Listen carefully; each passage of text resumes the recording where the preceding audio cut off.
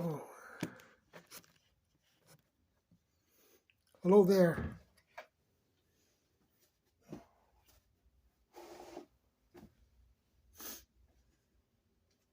Today I want to talk about working the pectorals. The pectorals are meant to bring the arms towards to the rib cage. In this, you have here what's called the sternum. When you lift your sternum, your upper pectorals are activated. So when you do a chest movement, whether it be a press or a fly, never hollow out your chest. You're only utilizing your deltoids when you hollow out your chest. Also, in turn, never raise your elbows because, again, you're utilizing the shoulder muscles. Now, you hear a lot of this talk about don't work the muscles, don't work the joints, work the muscles, obviously. But not true 100% because the joint function, the joint range of motion comes first before the muscle. The muscles are attached to the joints. So utilizing the joints in the most efficient leverage is necessary to get more muscle. You have to improve your joint range of motion. You can't say just do partials and you're working your muscles because that is not only less effective, but it's dangerous. You're shortening the muscle and it could cause muscle tears. You're also not training your muscle neurologically to function, and you can't work all the fibers that way either. No successful bodybuilder has just stuck to partials. It does not exist. And when you think about it, go back to the old days. There weren't all these machines. There weren't even squat racks or bench hooks. You had to do everything full range in order to lift, including putting the bar on your back or placing the bar on your chest. Most often, a bench press was done in a bridge form, which means you were bridging your butt off the air and the bar laid on your chest and you have to press it all the way up. So to say to not do a full range of movement because it jeopardizes your joint health, it's not true. It's very misleading.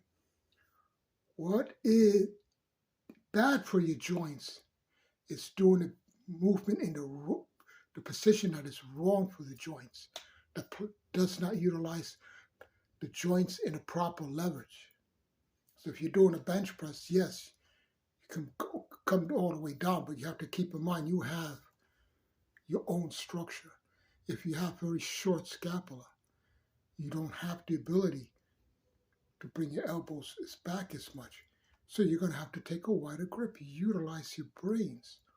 Or maybe you can even take an underhand grip. But there are specific techniques for underhand grip. It's not just a general underhand grip, because otherwise you can tear a bicep too. So full joint range of motions are always important. How else are you going to bring the elbows closer to the body? If you're doing this and you're coming down halfway, your arms never come close to the rib cage. And that is the function of the chest. So telling somebody to do a short range of movement, a partial movement in the chest, it's going to work the chest. Well, no, it's not.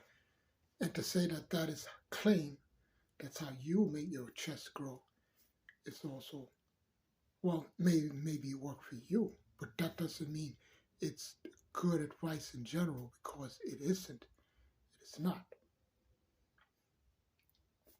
Bring your elbows close to your chest, to your ribs, in towards your ribs. You're working your middle of your pectorals, which is very important. And if you're on a stage or in a photo shoot and you don't have no mid chest, your chest is going to disappear here in the center. You don't want that, right? And even just standing relaxed, you have more of that Roman chest, because a classical chest is always modeled after the Roman statues, right? They have that, because they have that armor plate, that they used in battle, and it was always accentuated the the shape of the pectorals. It always was modeled as a certain shape, almost like a square, perfect shape of pectoral, hence the classical shape. There is such thing as a classical shape to muscle. Many artists guide themselves by this classical shape of the muscle, and there's much debate out there on what is a true shape and the best shape or a true shape of a muscle, how a muscle should look, how a deltoid should look, how a tricep should look. Bodybuilding itself is a subjective, something that contains a subjective criteria, but educating yourself on the criteria available is essential. Many judges don't even, don't study art, but if you want to be a good bodybuilding judge, you have to study art. All bodybuilding judges did that. Bodybuilding itself was modeled after art. So come on, anyway.